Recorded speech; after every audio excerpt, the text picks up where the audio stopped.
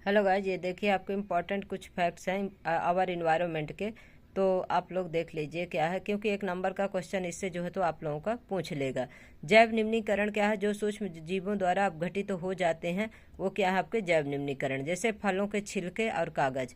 अजैव निम्नीकरण क्या है? जो अपघटित नहीं होते हैं, जैसे प्लास्टिक और धातुएं हैं। 3R क्या है आपका? रिड्यूज है, रीयूज है, रिसाइकिल है। Reduce, reuse, recycle. रिड्यूज यानी कम करना, उपयोग कम करना। कोई चीज़ जितना आवश्यकता हो, जितना अपने को ज़रूरत हो उतना ही करें, आवश्यकता से ज़्यादा कोई चीज़ ना यूज करें। रीयूज यानी कि अगर उसे पुनः से यूज कर सके, कुछ भी बना करके, अगर जैसे पुराने कपड़े अगर उसी का ही कुछ बनाकर यूज कर लेते हैं तो रीयूज हो गया। रिसाइकिल, अगर आपका प्लास्टिक है, कुछ भी है, अगर उसको रिसाइकिल करके फिर से यूज कर लिया गया तो इससे क्या है कि इन्वायरमेंट का बचाव होता है। CFC क्या होता है? क्लोरोफ्लोरोकार्बन जैसे रसायनों के कारण ओजोन परत पतली हो जाती है, जिससे यूवी किरणें पृथ्वी तक पहुंचती हैं, जो त्वचा कैंसर का कारण बनती हैं। फिर अजैव घटक क्या है? भौतिक कारण है अजैव घटक। ताप, वर्षा, वायु, मृदा, खनिज, ये क्या है आपके अजैव घटक हैं। फिर जैविक क्या है? बायोटिक कंपाउंड क्या है? ए बायोटिक कंपाउंड है अजैव घटक, जिसमें ताप, वर्षा, वायु, मृदा, खनिज है। आपका बायोटिक है सभी जीवित जीव होते हैं जिन्हें मुख्य रूप से उत्पादक उपभोक्ता घटक कहते हैं। Producer, consumer, decomposer. बैक्टीरिया और कवक होते हैं। प्राकृतिक परितंत्र क्या क्या है आपके? प्रकृति के द्वारा जो बने हैं, तो वन है, तालाब है, झील है, पहाड़ है, समुद्र है। ये सब क्या है? प्रकृति परितंत्र है। कृत्रिम परितंत्र क्या है? बगीचा तथा खेत है आपका।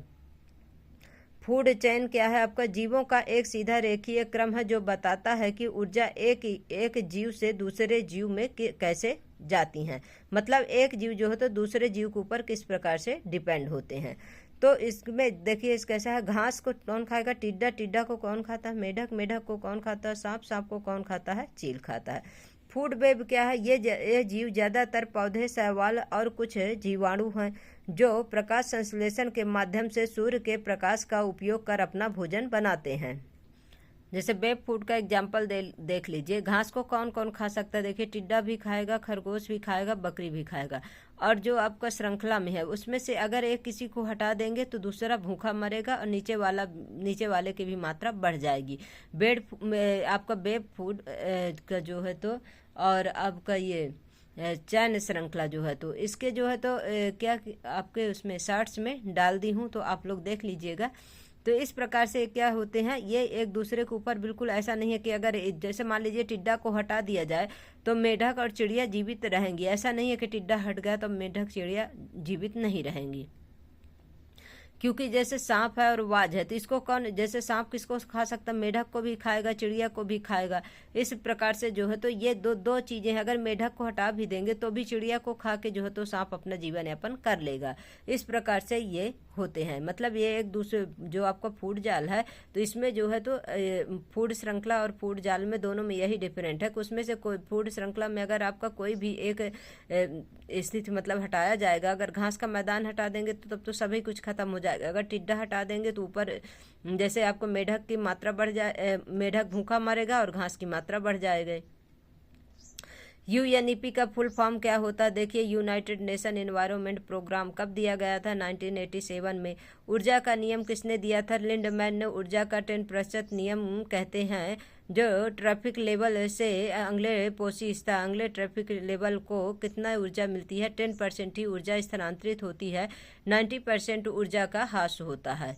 इकोसिस्टम शब्द किसने दिया था? तो इकोसिस्टम शब्द एजी टांसले ने 1935 में दिया था। इकोलॉजी शब्द किसने दिया है? तो देखिए जर्मन वैज्ञानिक अर्नेस्ट हैकल ने 1866 में दिया था। इन्वायरमेंट शब्द किसने दिया है? तो इन्वायरमेंट शब्द जो है तो थॉमस कार्लाइन ने दिया है। कब दिया है? 1828 में दिया है।